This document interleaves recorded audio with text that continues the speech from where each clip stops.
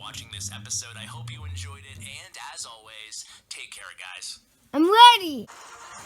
Yes. Thanks, Clash with Ash. Hey guys, what is going on? It's Ash here coming at you today in Clash of Clans. If you're wondering what that intro was, it was actually the winner of the iPad Air for my 200,000 subscriber giveaway special. Just wanted to give him a little bit more love. I thought it was a very well done little clip there for his submission. So today's episode is going to be all about the new meta or the evolving meta at Town Hall 11 post update. So a lot of you guys are asking for new attack strategies, and you can see on the screen here that the old strategies, not looking so good. We're seeing a lot of people laying bricks with the mass miner attacks. What used to be easy 3-stars are now absolutely flops. So what I want to bring you guys today is probably part 1 in a 3 or maybe 4-part series, kind of examining the new meta attacks, or at least what we're seeing early on. You can see starting off with a couple fails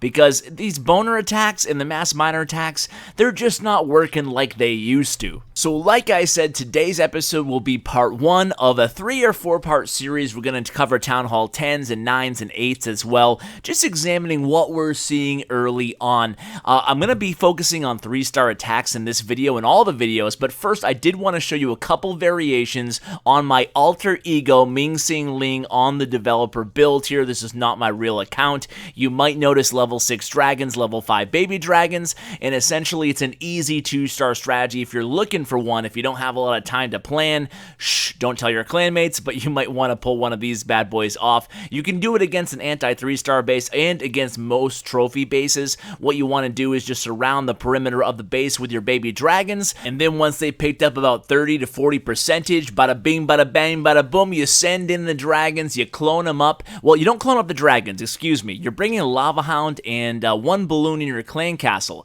You want to clone the balloon in the clan castle if you can aim it properly. That way all those balloons will multiply, then you can pop the Grand Warden ability, rage him up, and bye-bye Town Hall. We're going to try it against this anti-2, aka trophy base. We're going to try it against this base too. Same idea here, guys. You're using your baby dragons along the perimeter of the base. I cannot speak tonight.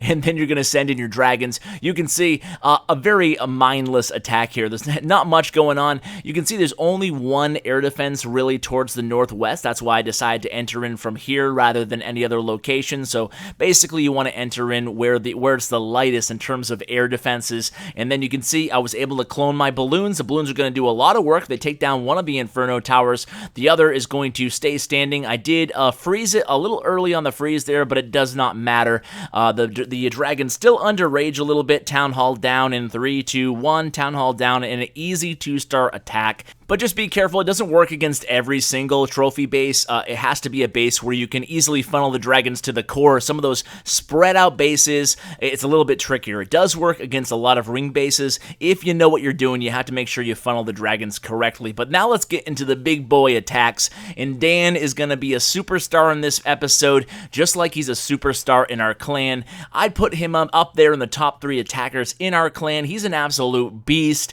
and he's always loved Pentalaloon. He's always loved the air attacks. He's been an air attack stud his whole time in Red Elite, but now he is absolutely loving this strategy, using the 5 haste spells along with a couple rage, a freeze, and it makes really quick work of these ring bases. A matter of fact, in this war we're looking at right now, he got a 6-pack against 2 maxed out bases, or close to maxed out bases, using the Pentalaloon and both ring bases. So you can see, actually, if you want to see the other replay, if you listen to my 40-minute long last Clash of Clans episode where I had Crips, who's another great attacker, on, you want to see his other attack. I included both of the 3-star Pentalaloon attacks. I'll go ahead and link that video in the description below if you want to check it out after you're done watching this one. But our guys are really loving this strategy, and basically what you're doing is looking for a ring base where the Archer Queen is relatively exposed. Then you can sacrifice your king to kill the queen,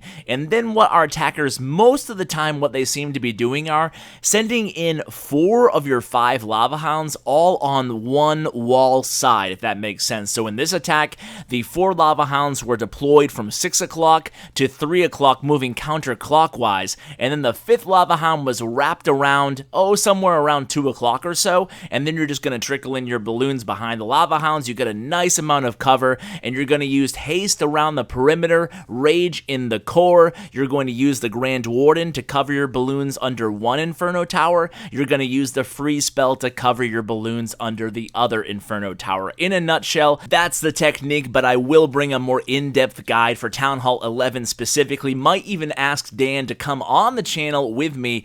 Do you guys like those interviews? Let me know in the comments if you like these longer interviews with some of my clanmates, other content creators. I had Toots and Powerbang on recently. I've had like every YouTuber in the world on over the course of the last 2 or 3 years now, but I really love doing those, and I actually had Beaker's Lab on as well, and he has a really good video out, guys. I don't want to get too far off this attack, but he has a really good video about depression of all things, and I found it really touching, and it really kind of hit home for me, so check that out. I'll link that also in the description below. But back to this attack here. Now, this is a cool attack. We're starting to see witches for the first time in what seems like eons now, and I actually pulled off a 3-star 2 against a Town Hall 10. It was a dip, so nothing to write home about, and we won't be seeing it in today's video, but it was using the same army composition, but instead of healers, I ended up using about 10 or 12 wizards, because I do have my level 7 wizards now, so I want to get some value out of those, because I did pay to finish the time.